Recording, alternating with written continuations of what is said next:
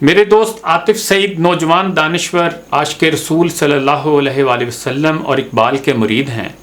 انہوں نے مجھے واٹس ایپ پر ایک تحریر کے ساتھ ایک تصویر بھیجی ہے جس میں دکھایا گیا ہے کہ فن لینڈ میں ایک مجسمہ بنا کر روڈ کے ایک کنارے نصب کیا گیا ہے، جس میں دکھایا گیا ہے کہ ایک شخص غرق ہو رہا ہے تب بھی پڑھ رہا ہے، یا اسے دیکھ کر یوں بھی کہا جا سکتا ہے کہ پڑھو چاہے تم ڈوب ہی کیوں نہ رہے ہو۔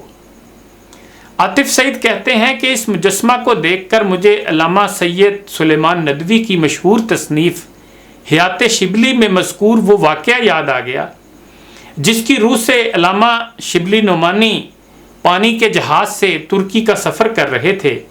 اس سفر میں ان کے ہمراہ پروفیسر آرنلڈ بھی تھے کہ راستے میں اچانک سمندری طوفان آ گیا اور جہاز زور زور سے ہچکولے کھانے لگا۔ قریب تھا کہ جہاز ڈوب جائے، پورے جہاز میں کوہرام مچ گیا۔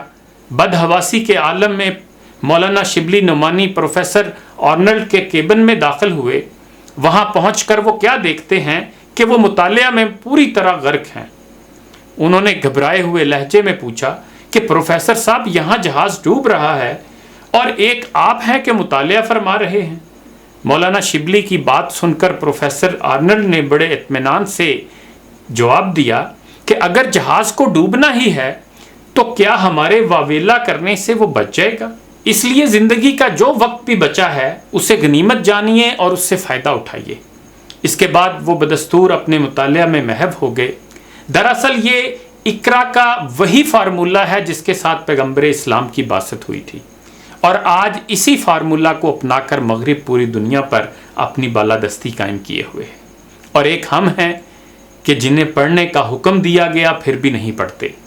اقبال نے کہا تھا، مگر وہ علم کے موتی کتابیں اپنے آبا کی، جو دیکھیں ان کو یورپ میں تو دل ہوتا ہے سی پارا۔ ممتاز دانشور شاہ نواز فاروقی صاحب نے خوب کہا کہ مطالعہ کند ذہن شخص کو اوسط درجے کی ذہنی صلاحیت عطا کر دیتا ہے، اوسط ذہنی صلاحیت کے حامل شخص کو ذہین بنا دیتا ہے، اور ذہین شخص کو عبقری یا جینیس بنا دیتا ہے۔ مطالعہ سے انسان اپنی زندگی کی معنویت کا تعین کر سکتا ہے۔ ایک اچھی کتاب 200 روپے کی کیا 2000 2 لاکھ یا 2 کروڑ روپے کی ہو تو بھی سستی ہے، کیونکہ وہ مٹی کو سونا، حیوان کو انسان اور قبیح کو جمیل بنا سکتی ہے۔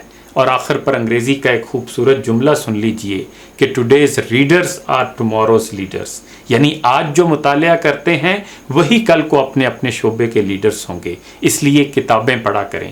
یہ اس لیے بھی ضروری ہے کہ وفا نظر نہیں آتی کہیں زمانے میں، وفا کا ذکر کتابوں میں دیکھ لیتے ہیں۔ اور یہ اس لیے بھی ضروری ہے کہ بارود کے بدلے ہاتھوں میں آ جائے کتاب تو اچھا ہو، اے کاش ہماری آنکھوں کا 21واں خواب تو اچھا ہو۔